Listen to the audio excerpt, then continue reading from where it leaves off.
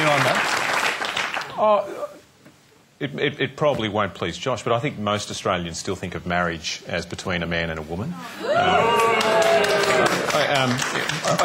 think what you can do is you can keep that, but you can still recognise the importance and the special nature of a same-sex relationship. I think you can do that.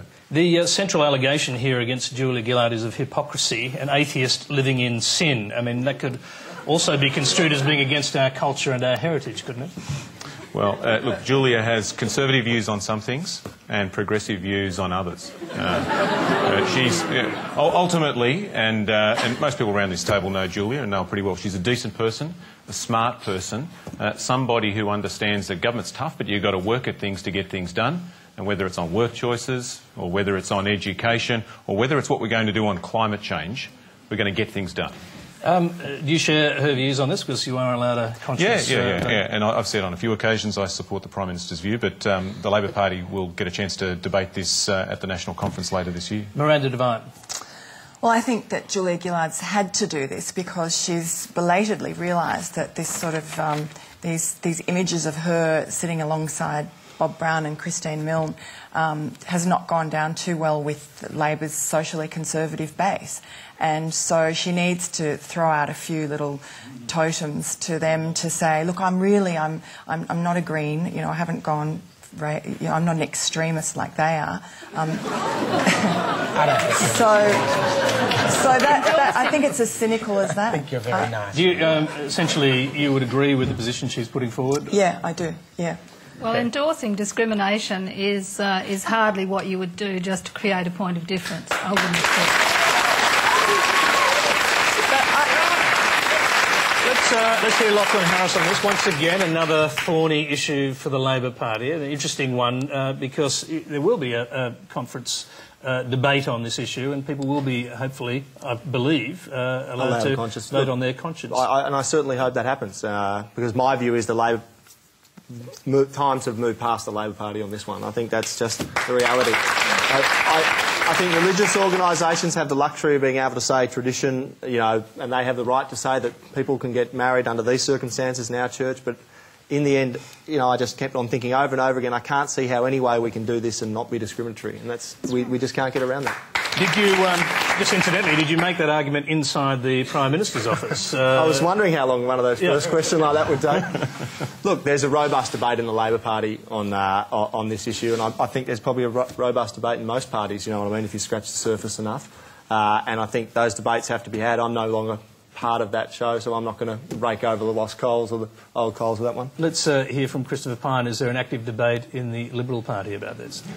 Oh, look, I think the question from Josh was what the F about the current Prime Minister's view on same-sex marriage, and I think I'd deal with that first. I mean, the truth is, what we need to do with Julia Gillard is actually look at what she has done in public life rather than what she is now saying she is. So she's now saying she's a social conservative, but when the vote came up on RU 486, remaining with the Health Minister, Julia Gillard voted to take RU 486 away from the Health Minister, which was a proxy vote on abortion. When there was a vote on embryonic stem cell research, she voted not with the Conservatives in the Parliament, but instead voted to allow embryonic stem cell research. And today, or yesterday, she said that the Bible was central to understanding our Western civilisation, and how could you understand it if you didn't study the Bible? And yet, when she was Education Minister, there is not one mention of the Bible in the national curriculum. So, rather than listening to what she now says as the new Julia that's been remade again, chameleon-like, for goodness knows how many times, let's look at what she actually did. Just to pick you up on that, do you think the Bible should be studied in schools compulsorily? I have absolutely no doubt that the Bible should be studied as part of our literature in schools, because you cannot understand our literature without understanding the Bible, and I believe that the Bible should be studied as part of our history curriculum, because you cannot understand our attachment to pluralistic liberal values if you don't understand our Judeo-Christian heritage. OK, you're watching Q&A where you ask the questions and make a bit of noise as well. The next question comes from Fiona West. Probably for Lachlan. A recent poll showed that more voters preferred Kevin Rudd as Labor leader. Do you think Mr Rudd could ever make a comeback as PM? I had an inkling I was going to get this question. Look, You must have thought of an answer there. you should ask Kevin Rudd that question, first of all, because obviously I can't speak on his behalf. He's not here. I understand that. I'm sure he'd come on, but he's pretty fond of Q&A. What's your personal opinion? My personal opinion is... Tony. Squeeze it out of him. He's got a very, very difficult job at the moment. He's doing it very, very well. And I saw him on radio this morning, on TV yesterday. He's enjoying doing that job. I've got no reason to doubt it. I mean, it's one hell of a job to do at the moment. And he's doing it well, you know. I've heard that formula before a few times over the last 18 years. Yeah, I've heard it from lots of Liberals. Well, sure. I've been around a lot of leadership changes in the Liberal Party. That's the formula we usually use. They're very happy doing the job they're doing now. Yeah. A few months later, they usually end up as leader, that formula. Certainly in the Liberal Party. It seems to happen in both parties, It does, actually. it does. Oddly enough. Except when you say it, Chris. formula. It's a bipartisan formula. OK, I'm sorry, I'm just going to interrupt there because we've got a tweet from Muffet. It's for Lachlan Harris. Was Kevin Rudd easy to work for, or did he have a fiery temper, as it's rumoured? That's a fair enough question. There was a lot of reportage of it. Look, it's a tough job working for the Prime Minister, and it's a tough job being the Prime Minister. And there was a lot of moments where, you know, the phone would ring really early and you'd be like, oh, I really don't want to answer that. But in the end, Kevin Rudd, he demanded a lot of us, but he delivered as much as he demanded. And Did he demand too much? Because there's long been a suggestion that he overworked his staff and, in fact, worked them into the ground. Well, I worked for him for 4 years, so, I mean, it was tough. It was really tough. But, you know, Jason Clare, if Chris become Prime Minister, I hope it's tough to work for them as well. Because if they're not, what are they doing there, sort of thing? While we've got you on your feet, as it were, I know you're not standing, but you are answering questions. We've got a web question from Cameron Burge in Borkham Hills, New South Wales, to Lachlan Harris. During the 2010 election campaign, a number of damaging leaks against Julia Gillard were made from people plainly close to or supportive of Kevin Rudd. Were you responsible for them? If not, do you know who was? No and no. No Pimple on your tongue? No, honestly, I don't. Look, I'll be up front. Obviously, I was disappointed when Kevin Rudd lost the Prime Ministership. I mean, that's just a fact. So were we. I was disappointed, but there's no use. You know, what's done is done, and no one wanted to see Julia Gillard win the next election, that election, the 2010 election, more than me. You know, Julia called me during the campaign, asked me to come back and work for her for the last 2 weeks, and I did it because I wanted to see her win. And the reality is, there's a lot of people that were disappointed, but there's no use crying over spilt milk in this game. We've got to get on with the job of taking on Tony Abbott, because it's going to be a formidable task. And there's a lot of people who are disappointed, there's a lot of people who are hurt by it, but the big job in front of us now is to take on Tony Abbott, to make sure that Tony Abbott's policies don't get up, and unfortunately we don't have the luxury of looking backwards. You say you were disappointed, so let me ask you this. Did Julia Gillard have a legitimate case for challenging a sitting Prime Minister?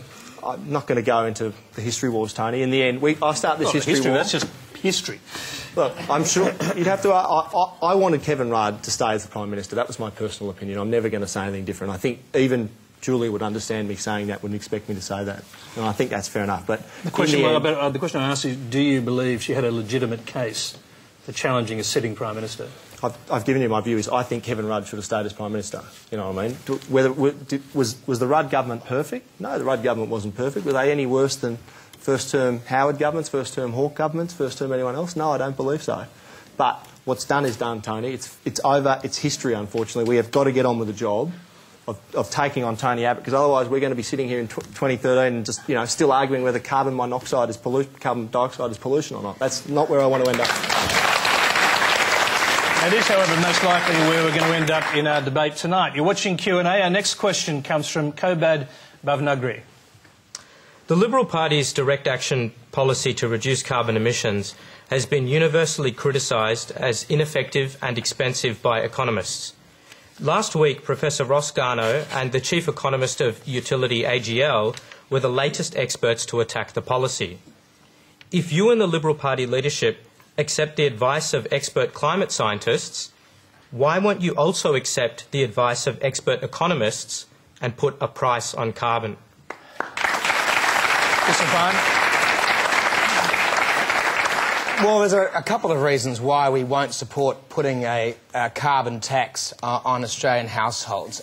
Firstly, the Prime Minister gave a promise to the Australian people 6 days before the election that in a government that she led, there would never be a carbon tax. Now, she would not be in the Lodge today if she had not made that fundamental promise, and now, 5 months later, she wants to breach that promise and walk away scot-free. And now, does anybody seriously believe that Julia Gillard would be sitting in the Lodge right now if instead she'd said, 6 days before the election, I will be putting a price on carbon and introducing a carbon tax? So the opposition will hold her accountable for her promise. Absolutely. And the question was, won't you accept the advice of expert economists and put a price on carbon? And secondly, we don't believe that Australian households can cope with any more pressure on their cost of living. And a carbon tax will push up electricity prices, house prices, food prices, in fact, every consumable item in Australia, and that will place untold pressure on families that are already struggling. And that's the second reason we won't support a carbon tax. And there are many expert advisors on the climate change and economists, and Professor Garner, of course, is essentially an unelected politician these days, advising the government and promoting a position. Well, he is. He's attacking the opposition, so he's clearly moved from being a dispassionate advisor to a person who's joining in the scrum, attacking the Liberal Party, and good luck to him. That's his choice if he wishes to do so. But that means he's no longer an objective analyst.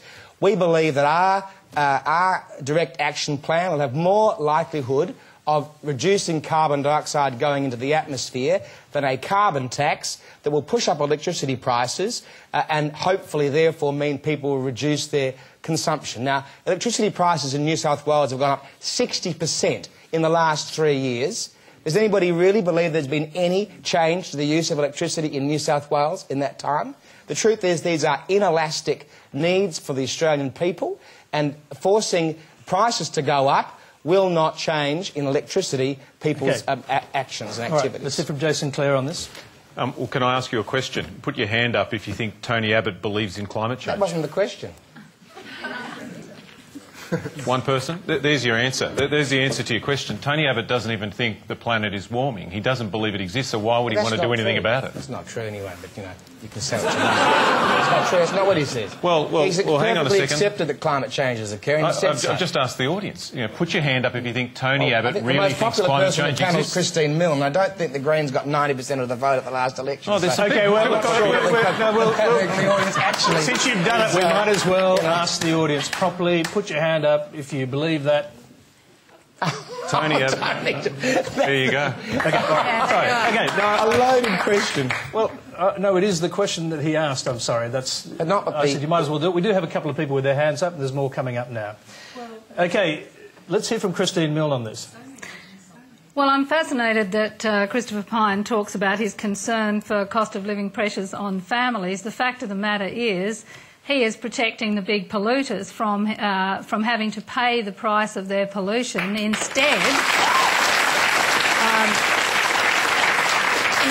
of saying the polluter pays principle is that the big polluters should pay for their pollution and the community should be assisted with their cost of living pressures, and that is precisely what we're trying to do here. We're trying to say it's time that we transformed this economy and moved it across to the renewables. To do that, you have to price the pollution from the coal-fired generators. They will pass on some of those costs. The community have to be assisted, and we will assist them in meeting those costs, and that will then create an incentive for investment in the renewables. It's absolutely the way we have to go on the planet. All right.